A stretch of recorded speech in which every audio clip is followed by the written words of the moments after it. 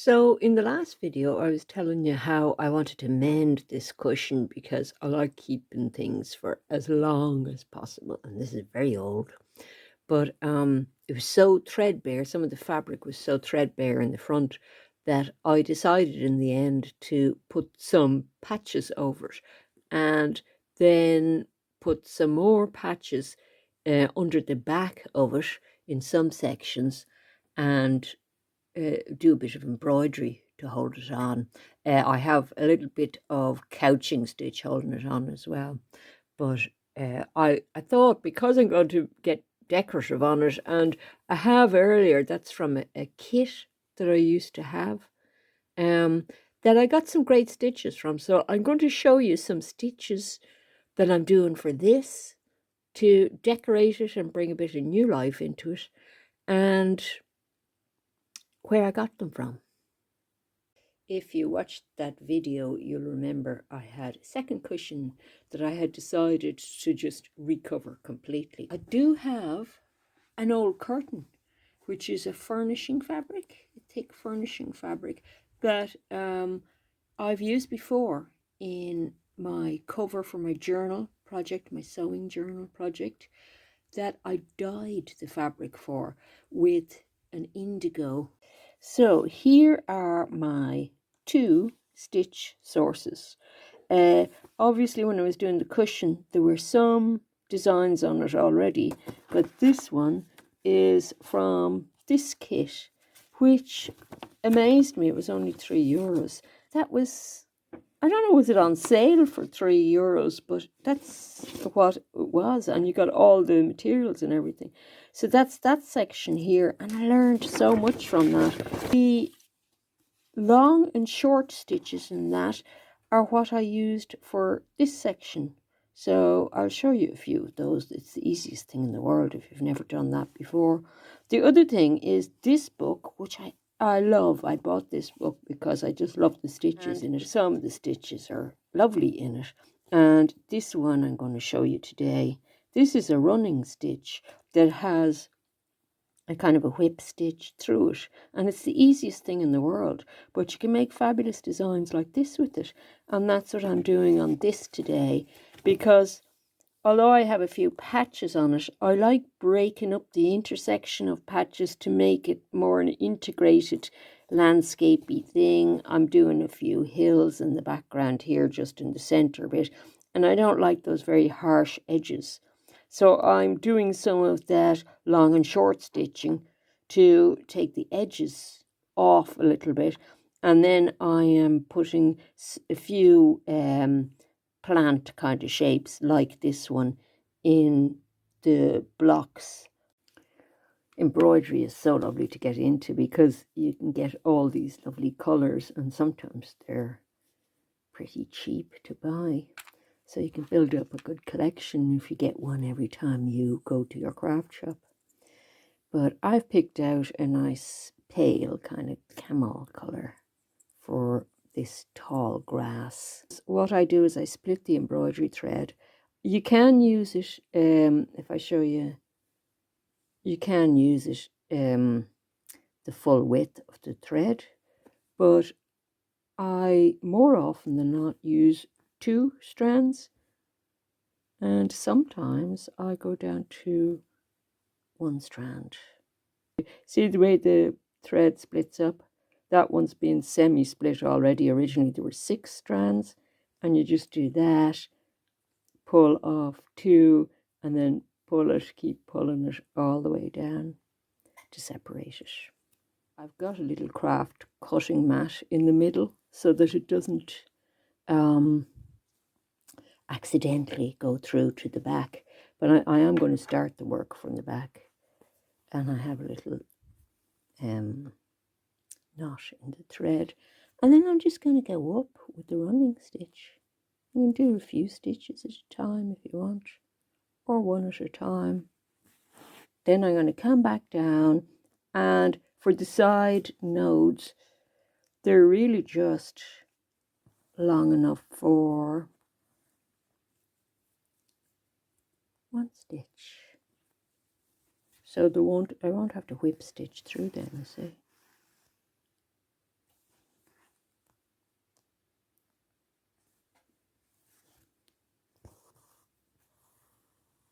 few of those. In the picture, they have 4 nodes on these. I kind of like 3s in things, odd numbers, or 5s. Okay, so I'm going to have a node on the side, a node in the middle, and a node over here.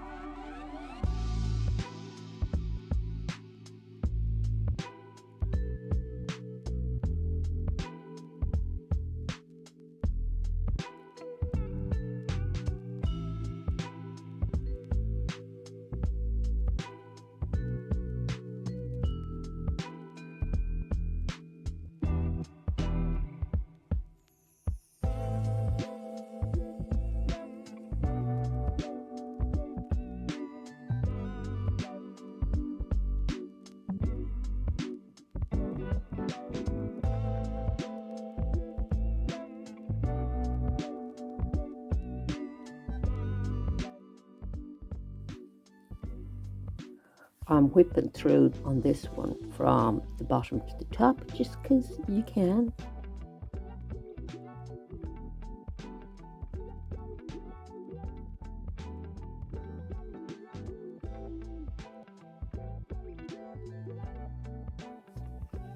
And I'm going up to the other side, and I'm going to put a patch on from the back because some of the patches are on the front and some of the ones are on the back. So I'm going to put a patch on the back of this work that's very threadbare over here, because I want the threadbare bits to show when it starts ripping even more, so that it'll look like this piece up here, that pink bit poking out, is a piece of fabric in the back. So I want that distressed look on the front that I can sew on top of and have back fabric showing through as it falls apart. So I'm going to choose a nice piece to put in the back. This is from an old shirt I used to really like. So that'll look nice if the cushion goes more threadbare in the future, you see. So I'll show you how some of the pieces that went in already look in the back. I have a few patches up there. They're in very roughly. You could put another piece in there over them, but they're held okay and they don't get caught in the inner fluffy thing or anything. And I place it to overlap slightly with this and bring it down. I have enough to bring it down almost to the bottom, you see.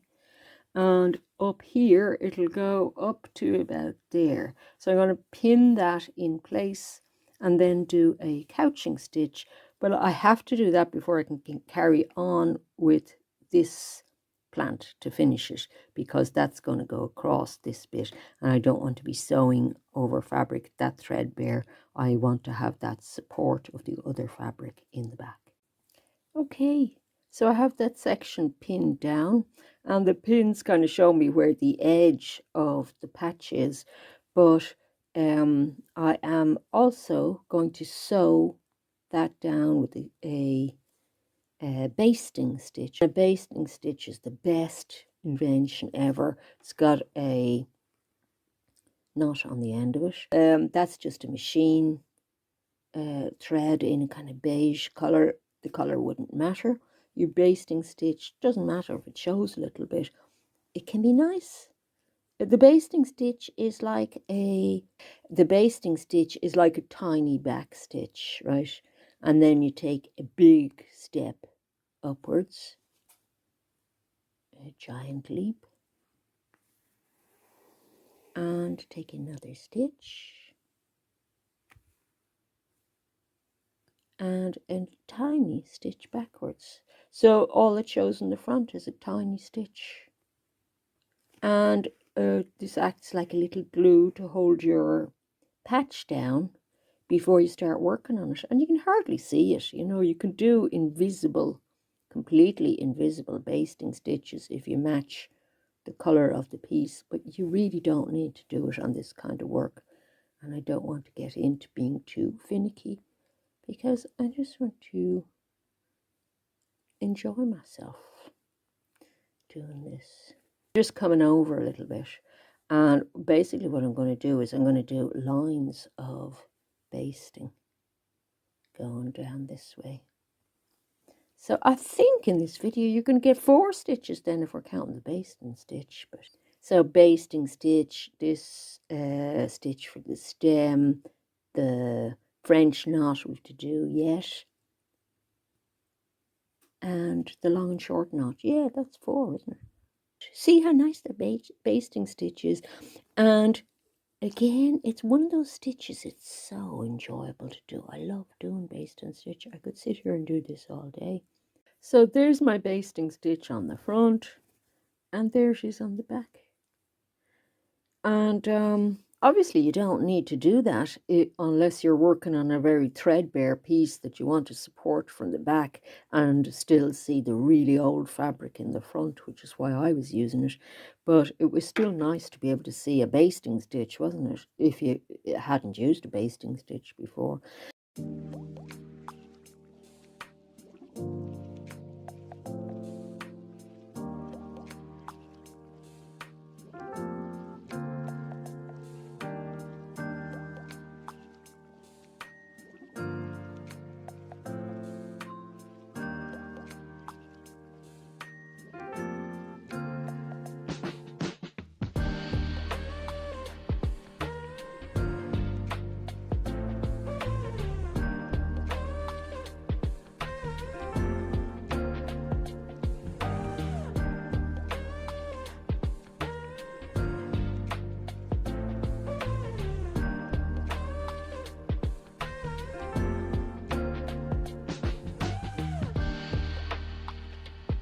So now I'm sort of leaving my plant again for a minute, because I've decided I want the long and short stitches that are going to represent grass to be in behind. So you saw the neat version of the stitch over there in the mushroom, this long and short stitch. This is the not so neat version, because grass isn't so neat, is it? So we do a long stitch, then we go back up to beside the long stitch. And apologies to anybody if you know all these stitches. Some of you are very good at sewing already, but it's just, as I say, it's just to give you ideas for different kinds of projects. But I find that if I do the line of long stitches first, I kind of enjoy it more. So I'm just going to go over to here with this bit, and I can work the other bit and decide what to do with that afterwards. And in this, you can see there's sort of a gradation in colour. You can do very good gradations with this long and short stitch. I'm going backwards now, and I'm going to do the short stitch. Um, you can do great gradations with of colour. You can come along with the slightly darker colour. This is the short line of stitching, and I'll just get you over to the end of this line so we can see what the next line looks like. Stitches are probably going to be dense-ish here and might be less dense over here. So I'm not even thinking about long, short at the moment. I'm not a slave to it, you know what I mean? Because I'm not trying to do it perfectly the way I was on the mushroom. I wanted it to, the surface to look very regular. But I don't here. I want it to look textured and nice. I'm also going to work back in here a little bit with a slightly darker color green. And the idea of that is just to get rid of that very rectangular look of the patch. So I have that section done now, and I think it's starting to look kind of cool. I added a couple more colors into the grass just to get that blendy, interesting difference going, a little gradient in it.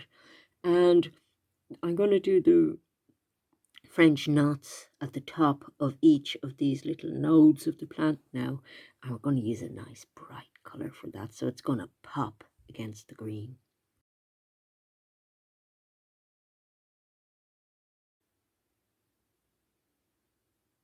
Okay, so up through the fabric, and a French knot is 3 wraps, 1, 2, 3 wraps around the needle like that, and then back into the fabric at around about the same point.